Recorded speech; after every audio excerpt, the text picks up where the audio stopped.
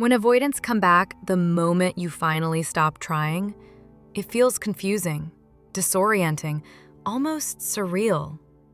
You pull away to protect your heart, and suddenly they appear again, tapping on the door they once walked out of, acting like they never vanished in the first place. It feels like a contradiction. It feels like emotional whiplash.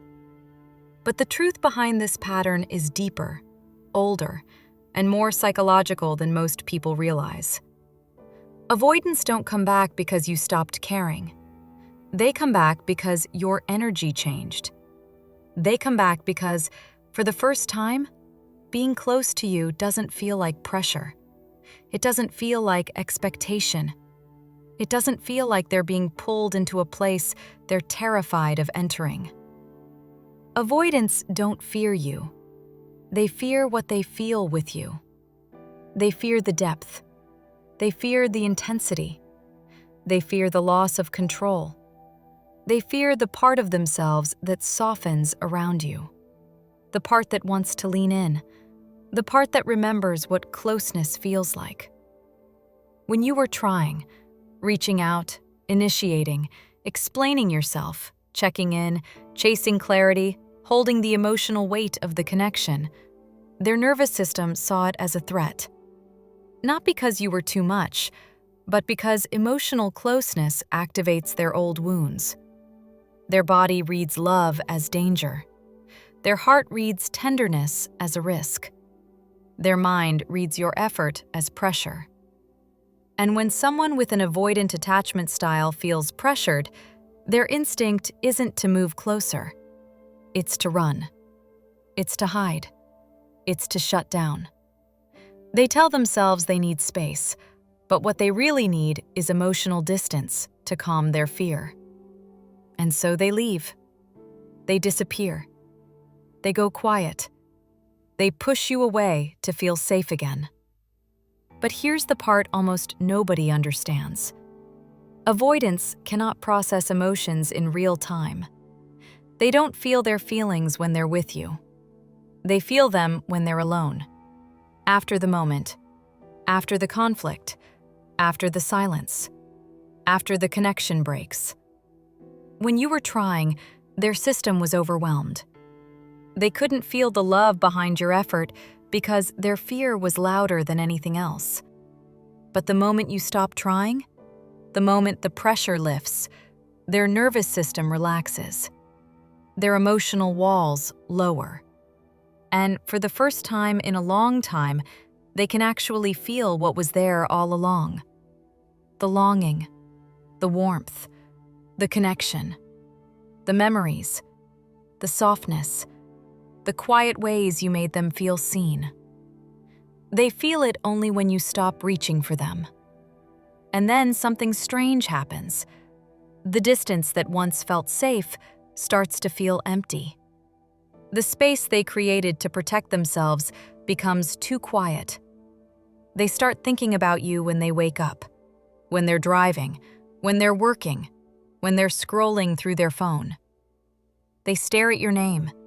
They hover over your messages.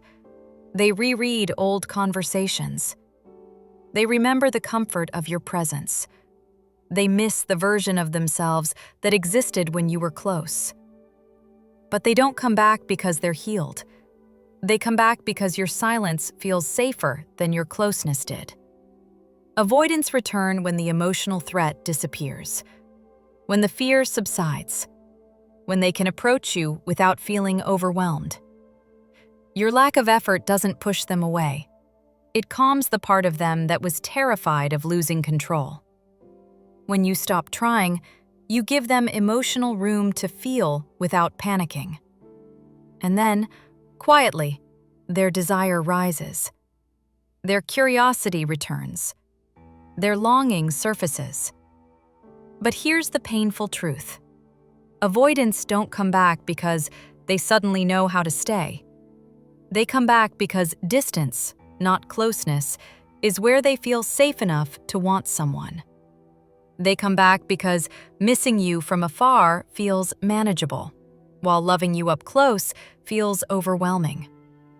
They come back because time made you feel safe again, not because the pattern is gone. And if nothing changes, the cycle repeats. They get close, they panic, they withdraw. You chase. They shut down. You stop. They return. And every time they return, you feel hope again. You feel that maybe this time will be different. That maybe the distance taught them something. That maybe losing you showed them how much they care. And to be fair, sometimes it does. Sometimes avoidants come back not just because the fear softened, but because they genuinely realized they were hiding from something real. But that realization doesn't mean the wound is gone. And if they haven't done the inner work, the real work, the cycle will eventually pull you both back into the same pattern. Because avoidant attachment isn't healed by missing someone. It's healed by learning to stay when it's uncomfortable. Learning to communicate instead of shutting down. Learning that vulnerability doesn't equal danger. Learning that closeness doesn't destroy them. Learning that love isn't a threat. And until they learn that, they come back only when the emotional temperature cools down enough for them to feel safe again. You didn't imagine the connection. You didn't imagine their feelings. Avoidants really do care, sometimes more deeply than they know how to admit. But they care from a distance because that's the only place their nervous system feels steady enough to feel anything at all.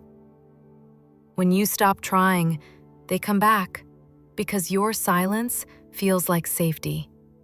Because for the first time, you aren't overwhelming. For the first time, they can breathe around you. For the first time, they can feel without fear. For the first time, they can consider the connection without panicking. But you deserve more than someone who comes close only when you pull away. You deserve someone who doesn't need fear to fade before they show up. Someone who doesn't wait for you to emotionally collapse before they find their courage. Someone who doesn't need distance to realize what you meant to them. Someone who reaches for you not because you stopped trying, but because they genuinely want to stay. If they come back, you don't have to slam the door shut. But you don't have to throw it open either. You can walk slowly. You can choose yourself. You can listen to your body. You can honor the lessons the silence taught you. And you can remember, gently but clearly, that you are worthy of a love that stays, not only a love that returns. If this touched something quiet inside you, you can stay here for a while. There are more stories, more truths, more soft nights like this. Welcome to Attachment Alchemy Lab. You're safe here.